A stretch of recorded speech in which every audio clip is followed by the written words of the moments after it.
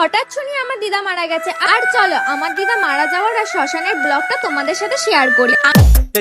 চাকানাকা দেহ দোলানা মন বলে চোক্কানা চাকানাকা দেহ দোলানা মন বলে চোক্কানা। কাকা আপনি শুধু শুধু ধমক দেন, আপনি জিজ্ঞেস করতে পারেন যে আমি কেন এই ধরনের গান গাইতেছি। কেন? কারণ আপনারা জীবনে অনেক ধরনের ব্লগ দেখেছেন, ম্যারেজ ব্লগ, কাপল ব্লগ, ভিলেজ ব্লগ, কিন্তু আমি আপনারা দেখাবো শ্মশান ব্লগ। আর এই শ্মশান ব্লগ দেখে আমার মনে সবসময় আসে শুধু গান আসতেছে। সঠিক বলেছে। হঠাৎ শুনি আমার দিদা মারা গেছে। ঠিক আছে বুঝলাম বোন যে তোমার দিদা মারা গেছে, কিন্তু এখন তোমার কি করণীয়? হঠাৎ শুনি আমার দিদা মারা গেছে আর সবাইকে যেতে হবে শ্মশানে। আমিও দেরি না করে ঝটাপট রেডি হয়ে চলে গেলাম শ্মশানে। ঠিক আছে বুঝলাম বোন তোমার দিদা মারা গেছে, তোমার এখন শ্মশান যাইতে হবে।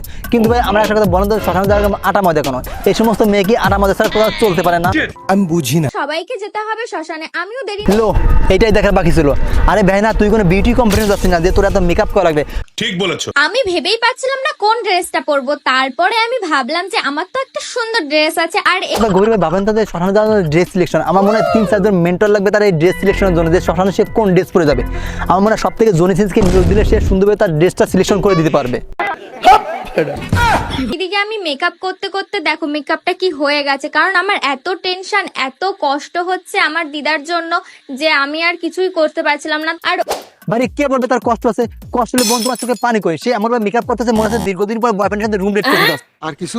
আর সাজতে সাজতেই তো অনেকক্ষণ লেগে যাচ্ছে। তাও আমি একটু ভাবলাম যেমন তেমন করে যাই, ন্যাচারাল একদম সেরেছি, মানে কিচ্ছু দিইনি, না সাজলে না হয়। হ্যাঁ বোন, তোকে দেখলে বোধ হয় তুই একদম ন্যাচারাল বিউটি, তুই মুখে কিছুই লাগাস না, কিন্তু একটু কিন্তু ঘষে ঘষে লাগালে ওগুলো কি গোবর ছিল জন্য যে আমি আর কিছুই করতে পারছিলাম না। আর ওইদিকে আমি ভাবছিলাম দিদাকে না নিয়ে চলে যাই, কারণ আমার সাজতে সাজতেই তো অনেকক্ষণ লেগে যাচ্ছে। তাও আরে সাপড়ি বড় এই সমস্ত মেকআপ টিকার সাইডে প্লেনের টিকিট কাটি তোর দিদার কাছে চলে যা, তা নয় দেখবি তো দিদাকে মাটিতে তুই আর দেখতেই পারবি না। নিঃসন্দেহে তুই ঠিক কথা বলেছিস।